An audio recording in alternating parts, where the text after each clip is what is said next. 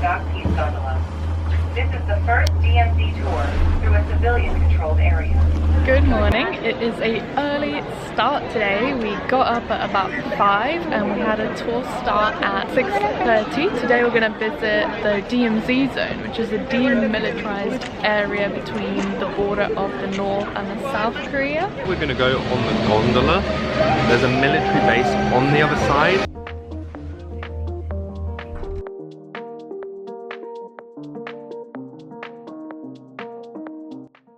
So we made it on the other side of the river with the gondola. What we see here is loads of barbed wire fence, and that's just to protect the people here, because on the other side there are landmines scattered around everywhere for defense measures. And what's interesting is for the first time you see just danger, keep out, mines. They're all just dropped from the sky and soil slowly built over them. And yeah, those areas are for common sense, not areas you want to go into. The tour guide told us that for a North Korean or South Korean to cross like through the DMZ zone is impossible because of how many landmines there are just scattered all over, and hence North Koreans go through China when they try and escape the country. Another interesting thing is that when we go into the DMZ area, South Korea's government has no authority over it. It's the UN. While it's legally South Korea's territory, they don't have any authority, so it's all rules by the UN. Yeah, the DMZ zone is, as we explained earlier, a demilitarized area between the two borders, but it is quite complicated in terms of, yeah, it's controlled by the UN, the tours run are controlled by the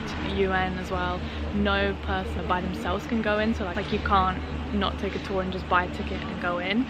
Very interesting. Our tour is the third ones in line to get tickets to the DMZ, and we got there at 8:30. Something like that, yeah. And our entry is at 11:30, so it's a very strict, high security area. Also, a lot of South Koreans, the older generations, they come to these tours because when there was a separation of North and South Korea, they were separated from friends, family, and they don't know if their family in the North Korea side is still alive or not. Remember, it used to be one big country before it was split into two. Naturally, I think everyone has family, relatives, some living in the south and some north.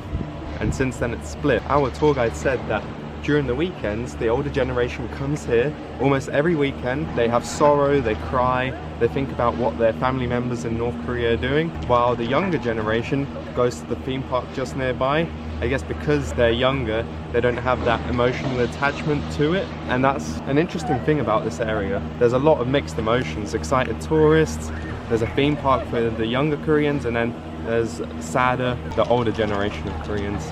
We've now made it to the US base camp here on the side. There are some houses right here, which I think they're part of it. Yeah, and also this building here, now it's like an exhibition, but they still have some like bowling pins and music record of what they probably used to do here while they were just base camping, yeah. In there's a document which is signed, and it's the armistice document. And what I believe is that it meant there's no fighting, but technically or legally, Korea South and North are still at war.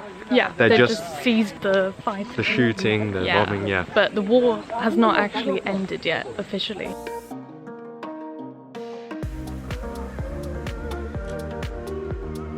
So we're at the observatory now, and we just checked out the binoculars, and you can properly see North Korea from here. You can see their flag, which holds a world record for being the tallest flag building in the whole world. There was a competition between South and North constantly, but the South gave up and the North Korea flag is much higher, which is kind of good because you can see it actually from here.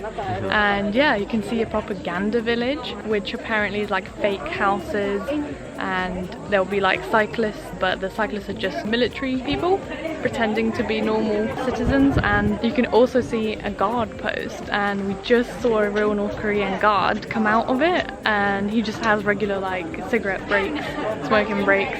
It's so fascinating. I think that's the first North Korean I've seen like in person. Yeah. What's interesting is also, so we can see the South Korea and then going into North Korea in the middle there. What was it called again? The MDL? I believe so, and it was that zone. And earlier we went underground into tunnels. We weren't allowed to record, I assume for security purposes.